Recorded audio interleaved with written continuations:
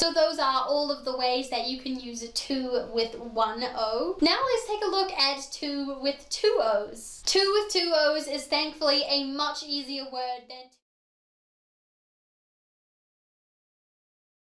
Hello everyone, how are you all doing today? My name is Catalin, and today we're going to be looking at a pair of confusing English words. And we seem to have a lot of pairs of confusing words. That's because in English we have homophones. And homophones are words that sound exactly the same, but they have a different spelling and a different meaning. So the words that we're looking at today are homophones, but what makes these words even trickier is that they are spelled nearly exactly the same.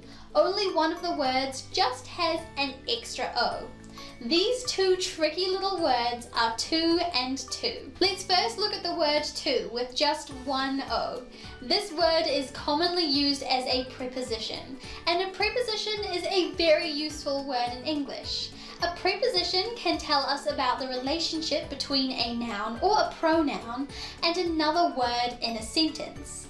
Prepositions often tell us about the time, direction, or position of one thing in relation to another. Generally, to means towards or until. However, this word can be quite difficult to use as it has many different usages. So I will be going over all of those with you today to help you understand when you use this word and not to with two O's. Our first use of to is to talk about direction or destination. So you can use to say that you are going to a place. In this way, to takes the meaning of towards. For example, I drove to my Nana's house. My Nana's house is the destination, and in this sentence, to means towards. The second way that we can use to is to talk about the time. And when we talk about the time using to, it takes the meaning of until. We can tell the time using to. For example, it is 10 to 4. That means that it is 3:50. We also can use the structure from time to another time. For example, every day I study from 8 to 10. The third way that we can use to is to talk about approximate numbers. So if you want to say a number between a smaller number and a larger number, then you can use to. For example, there were 10 to 20 people in the class. That means that there was between 10 and 20 people, but I'm not sure the exact amount. The next way that we can use to is to show the receiver of an action. For example, I sent a letter to you. You are the receiver, and I use to show that. We can also use to talk about limits, where something ends or where something finishes. For example, the bottle is full to the top. The top is the limit of the bottle. You couldn't fill any more into the bottle, so that is the very limit. We can use to show this as well. The sixth way that we can use to is to talk about a change in state or condition. For example, the light changed from red to green. It changed in state. The seventh way to use to, I did tell you there are a lot, didn't I? Is to talk about preferences. I prefer ... to ... This is a good structure to talk about your likes and dislikes. For example, I prefer running to swimming.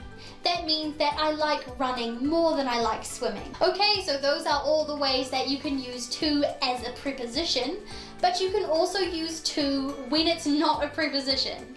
For example, to make an infinitive verb. An infinitive verb is just the most basic form of verb. For example, to dance, to sing, and to play. So those are all of the ways that you can use to with one O. Now let's take a look at to with two O's. To with two O's is thankfully a much easier word than to with one O. To with two O's is an adverb and it has two meanings. The first is more than enough or an excessive amount of something, and we normally use this word in a negative sentence. For example, that is too much food for me. I can't finish it all. Or I have too much work to do. I have no time. Both of these are negative sentences. However, to in informal speech can actually be a positive thing. For example, in Australia, they like to say too easy. Too easy means awesome or great or thanks. And in New Zealand, we like to say too meke. Too meke is Māori for too much. And it's similar to too easy. It means thanks or great or awesome, or sometimes it can mean impressive as well. So that's a little bit of Kiwi slang for you. So now back to two with two O's. The second meaning of this word is in addition to or as well as. For example, do you like running too?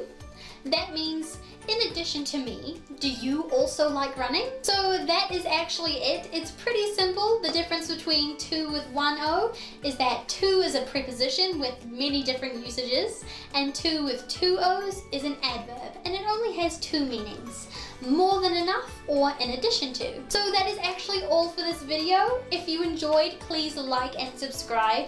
And of course, if you have any questions or video suggestions, please leave those down in the comment box below. And don't forget to check out my Facebook and Instagram.